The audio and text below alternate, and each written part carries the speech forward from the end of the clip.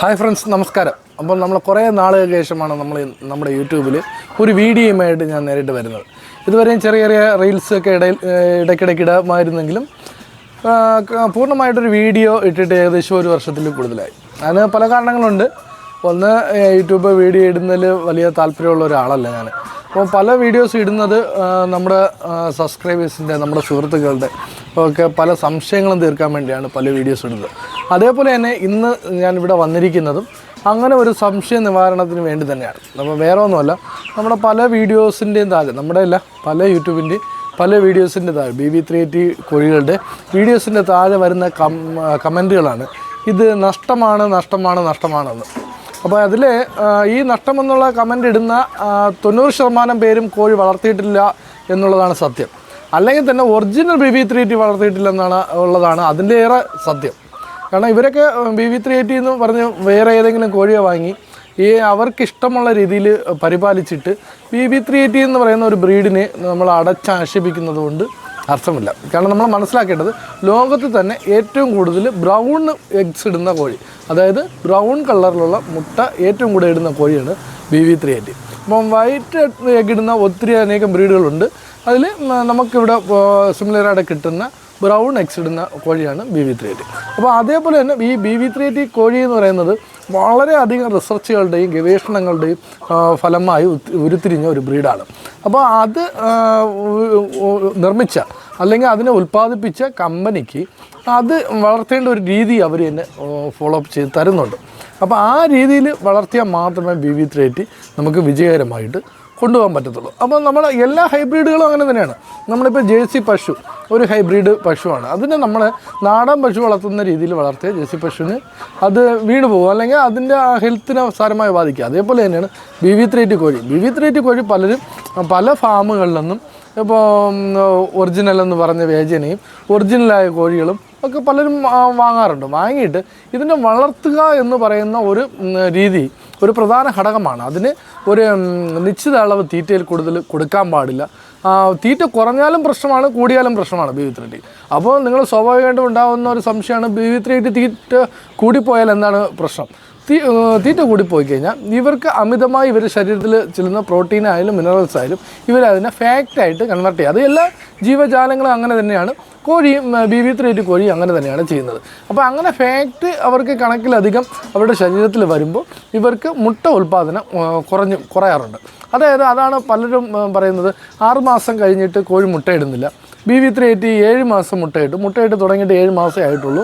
നല്ല രീതിയിൽ മുട്ടയിട്ടുകൊണ്ടിരുന്നതാണ്. 7 മാസം കഴിഞ്ഞിട്ട് മുട്ടയിടുന്നില്ല. അതേപോലെ തന്നെ പലരും പറയുന്നുണ്ട് മുട്ടയിടാൻ വേണ്ടി കാലതാമസം. ഇപ്പോൾ സാധാരണ BB380 നിങ്ങൾക്കറിയാം 4 മാസം മുതൽ എപ്പോൾ വേണമെങ്കിലും എഗ് ചെയ്യാം. അപ്പോൾ നമ്മൾ ഇവിടെ നിന്ന് വാങ്ങുന്ന പലയിടത്തും പറയണം 4.5 മാസമാണ് പറയുന്നത്. കാരണം വേറെ ഒന്നുമില്ല, നമ്മൾ പറയുന്ന ഡേറ്റിനെക്കാട്ടിലും താമസിച്ച് മുട്ടയിടുമ്പോൾ കസ്റ്റമർക്കൊരു വിഷമമാണ്.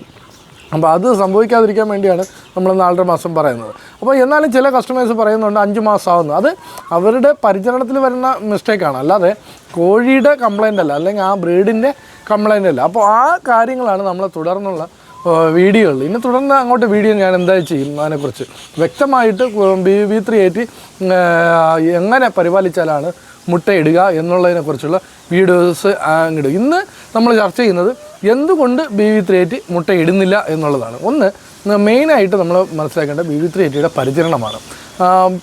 ബ്രോയിലർ തീറ്റ അല്ല BB380 കൊടുക്കേണ്ടത്. എപ്പോഴും നമ്മൾ മനസ്സിലാക്കേണ്ട തീറ്റ തന്നെ എത്ര തരത്തിലുള്ള തീറ്റ ഉണ്ടെന്ന് പോലും അറിഞ്ഞിടത്ത് കോഴി വളർത്തുന്ന സുഹൃത്തുക്കളുണ്ട്. അത് അവരുടെ അറിവില്ലായ്മയാണ്. അപ്പം അതിന് പ്രധാനമായിട്ട് നമ്മൾ മനസ്സിലാക്കേണ്ടത് തീറ്റ പ്രധാനമായിട്ട് 2 വിഭാഗമാണുള്ളത്. ഒന്ന് ബ്രോയിലർ തീറ്റ, അതായത് ഇറച്ചിക്കോഴിക്കുള്ള തീറ്റ. രണ്ടാമത്തെ വിഭാഗം എന്ന് പറഞ്ഞാൽ മുട്ടക്കോഴിക്കുള്ള തീറ്റ. അപ്പോൾ ഈ 2 തീറ്റയിലും നമ്മൾ വ്യത്യാസം എന്ന് പറഞ്ഞാൽ, ഒന്ന് മാംസ്യം അഥവാ പ്രോട്ടീൻ വളരെ അധികം കൂടുതലുള്ള തീറ്റയും മറ്റത് കാൽസ്യവും മിനറൽസും കൂടുതലുള്ള തീറ്റയാണ്. അത് ഒരു മുട്ടക്കോഴിക്ക് ഉണ്ടാകേണ്ട തീറ്റയാണ്. ഈ 2 തീറ്റയെ തന്നെ വീണ്ടും പല ഘടകങ്ങളായിട്ട് തിരിച്ചിട്ടുണ്ട്. അതായത് ഇത് രണ്ടും അതൊരു ഫിസിക്കൽ മെത്തേഡിന് അനുസരിച്ച് ഭാഗിച്ചിട്ടുള്ളതും ഇനി വരുന്നത് ഇതിൻ്റെ പ്രായത്തിനനുസരിച്ച്. ഇപ്പം ബ്രോയിലർ തീറ്റയിലാണെങ്കിൽ നമുക്ക് പ്രീ സ്റ്റാർട്ടർ, ആദ്യത്തെ ഒരു 10 ദിവസം കൊടുക്കേണ്ട തീറ്റയാണ് പ്രീ സ്റ്റാർട്ടർ. ആ തീറ്റയ്ക്ക് പ്രീ സ്റ്റാർട്ടർ എന്ന് പറയുന്നത്. അത് കഴിഞ്ഞ് സ്റ്റാർട്ടർ, അത് കഴിഞ്ഞ് ഫിനിഷർ. ഈ 3 തീറ്റയാണ് പ്രധാനമായിട്ടും വരുന്നത്. അത് കഴിഞ്ഞിട്ട് സ്റ്റാൾ പെല്ലറ്റ് എന്ന് പറയുന്നത് തീറ്റ വരുന്നുണ്ട്. ഇങ്ങനെ ഈ മൊത്തത്തിൽ നോക്കുമ്പോൾ ബ്രോയിലറിന് 4 തീറ്റയാണ് വരുന്നത്. അതേസമയം ലെയറിലോട്ട് വരുമ്പോൾ പ്രീ സ്റ്റാർട്ടർ എന്ന് പറയുന്നത് സാധനമില്ല, സ്റ്റാർട്ടറാണ്. സ്റ്റാർട്ടറിൻ്റെ മീൻസ് 8W എന്ന് പറയുന്നത് 8 വീക്ക് എന്നാണ് അതിൻ്റെ അർത്ഥം. അത് 8 ആഴ്ച 56 ദിവസം സ്റ്റാർട്ടറാണ് കൊടുക്കേണ്ടത്. 8W ആണ് നമ്മൾ ലെയർ കോഴികൾക്കെല്ലാം കൊടുക്കേണ്ടത്. പ്രത്യേകിച്ച് BV3Tക്ക് അത് തന്നെയാണ് കൊടുക്കേണ്ടത്. അത് കഴിഞ്ഞാൽ ഗ്രോവറിലോട്ട് നമ്മൾ കിടക്കും. ആ ഗ്രോവറിലോട്ട് കിടന്നു കഴിഞ്ഞാൽ മുട്ട ഇടുന്നത് വരെയും ഗ്രോവർ തന്നെയാണ്. മുട്ട ഇട്ട് തുടങ്ങിക്കഴിഞ്ഞാൽ പിന്നെ നമ്മൾ ഫിനിഷറിൽ അങ്ങനെ 3 തീറ്റയാണ് ലെയർ മെത്തേഡിൽ 3 തീറ്റയാണ് ആ കൂടെ ഉള്ളത്. അപ്പോൾ ഈ തീറ്റക്രമത്തിൽ വരുന്ന അപാകതയും കോഴിയുടെ പിന്നീടുള്ള ഈൽഡിനെ ബാധിക്കും. അതായത് മുട്ട ഉൽപ്പാദന ടൈമും, എത്ര കാലം മുട്ടയിടണം, എത്ര എണ്ണ ഇടണം, ഏത് വലുപ്പത്തിലുള്ള മുട്ട ഇടണം, ഇതെല്ലാം ഇതിൻ്റെ ഫിസിക്കലി ഇതിനെ ഡിപ്പെൻഡ് ചെയ്യുന്നതാണ്. അതേപോലെ കാൽസ്യം സപ്ലിമെൻറ്റുകളും മിനറൽസും നമ്മൾ കൊടുക്കുന്നത്. നമ്മളിപ്പോൾ ഒരു മെഡിക്കൽ സ്റ്റോറിൽ പോയി കഴിഞ്ഞാൽ നമുക്ക് ആ മെഡിക്കൽ സ്റ്റോറുകാർ പ്രൊമോട്ട് ചെയ്യുന്നത് ഒന്നുകിൽ മെഡിക്കൽ റെപ്രസെൻറ്റേറ്റീവ്സ് പറഞ്ഞു കൊടുക്കുന്ന സപ്ലിമെൻറ്റ്സുകളായിരിക്കും, അല്ലെങ്കിൽ അവർ ചെയ്യുന്നത് അവർക്ക് ഏറ്റവും കൂടുതൽ പ്രോഫിറ്റബിളായിട്ട് കിട്ടുന്ന ഏതെങ്കിലും സപ്ലിമെൻറ്റുകൾ. അതൊന്നുമല്ല, കോഴിക്ക് അനാവശ്യമായിട്ടുള്ള സപ്ലിമെൻറ്റുകളുടെ ആവശ്യമില്ല. മുട്ട ഇട്ട് തുടങ്ങുന്നത് വരെ കൊടുക്കുന്ന സപ്ലിമെൻ്റ് അല്ല, മുട്ടയിട്ട് തുടങ്ങിയതിന് ശേഷം കൊടുക്കേണ്ട സപ്ലിമെൻറ്റ്. അപ്പോൾ മുട്ടയിട്ട് തുടങ്ങുന്നത് വരെ ലിവർ ടോണിക്കും കാൽസ്യം സപ്ലിമെൻറ്റുകളും കൊടുക്കേണ്ടതായിട്ട് ആവശ്യമുണ്ട്. മുട്ട ഇട്ട് കഴിയുമ്പോൾ നമുക്ക് ലിവർ ടോണിക്ക് അത്ര കണ്ട് ആവശ്യമില്ല, എന്നാലും ആവശ്യമുണ്ട്. എന്നാൽ ലിവർ ടോണിക്കിന് അത്ര കണ്ട് പ്രാധാന്യമില്ല. അവിടെ നമുക്ക് മുട്ടയിട്ട് തുടങ്ങിക്കഴിഞ്ഞാൽ കാൽസ്യം വളരെ അധികം ആവശ്യമാണ്.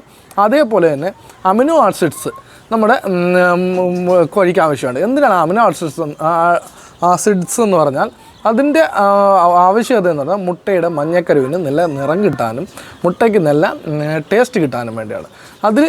അത് കൊടുത്തു കഴിഞ്ഞാൽ നമുക്ക് നമ്മൾ പറയില്ല ഫിഷ് അമിനോ ആസിഡ്, അതേപോലെ ഉള്ള അമിനോ ആസിഡ്സ് തന്നെയാണ് ഇതിൽ അടങ്ങിയിരിക്കുന്നത്. കാരണം നമ്മൾ പുറത്തൊക്കെ അഴിച്ചുവിട്ട് വളർത്തുന്ന കോഴിയൊക്കെ അതൊക്കെ നേച്ചുറലി കിട്ടും. നമ്മൾ BV380 ഹൈടെക്കൂഡിൽ വളർത്തുമ്പോൾ അതൊന്നും കിട്ടാറില്ല. അതുകൊണ്ടാണ് കൊടുക്കുന്നത്. ഈ കാര്യങ്ങൾ കൃത്യമായി ശ്രദ്ധിച്ചു കഴിഞ്ഞാൽ, അതേപോലെ ലൈറ്റ് കൊടുക്കുന്ന രീതി, പലരും ഫുൾ ലൈറ്റ് ഇട്ട് കൊടുക്കുന്നവരുണ്ട്, 12 മണി വരെ ലൈറ്റ് ഇട്ട് കൊടുക്കുന്നവരുണ്ട്, രാത്രി 2 മണി മുതൽ രാവിലെ വരെ ലൈറ്റ് ഇട്ട് കൊടുക്കുക, അങ്ങനത്തെ ഒന്നുമല്ല. ഇതിനെല്ലാം ഒരു കൃത്യമായ ഒരു പരിചരണ ക്രമമുണ്ട്. ഈ പരിചരണ ക്രമത്തിൽ വളർത്തുന്നവർക്ക് ആർക്കും നഷ്ടമില്ല. കാരണം അങ്ങനെ നഷ്ടമാണെങ്കിൽ നമ്മൾക്കിവിടെ 2 ഫാമുണ്ട്. നിങ്ങൾക്ക് എന്നെ അറിയാമെന്നുള്ളവർക്ക് അറിയാമായിരിക്കും. ഇവിടെ നമുക്കിവിടെ 2 ഫാമാണുള്ളത്. ഒരു ഒലിവിയ ഫാം, നമ്മളിവിടെ ഫാം കാറ്റൽ. ഈ 2 ഫാമിലൊന്നും എല്ലാ മാസവും 2000-ലധികം BV380 കുഞ്ഞുങ്ങളെ നമ്മൾ സെയിൽ ചെയ്യുന്നുണ്ട്. അപ്പോൾ നിങ്ങൾ മനസ്സിലാക്കേണ്ട, അങ്ങനെ ഉണ്ടെങ്കിൽ നമുക്ക് ഇത്രയും സെല്ലിങ് നടക്കും. അപ്പോൾ ഇത് നമ്മൾ കേരളം മൊത്തവും കൊടുക്കുന്നുണ്ട്. അപ്പോൾ നമ്മളെ കുഞ്ഞുങ്ങളെ എങ്ങനെ നിങ്ങൾക്ക് വാങ്ങാം, എങ്ങനെ കിട്ടും എന്നുള്ള ഡീറ്റെയിൽ എല്ലാം എൻ്റെ ചാനൽ കാണുന്ന 90% പേർക്കും അറിയാം.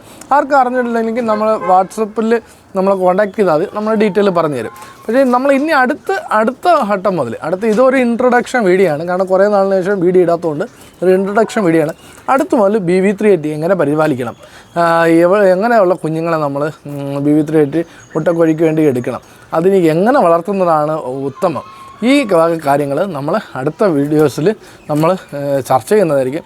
അപ്പോൾ അടുത്ത വീഡിയോ വരുന്നതുവരെ നമുക്ക് കാത്തിരിക്കാം. ഓക്കെ, നന്ദി, നമസ്കാരം.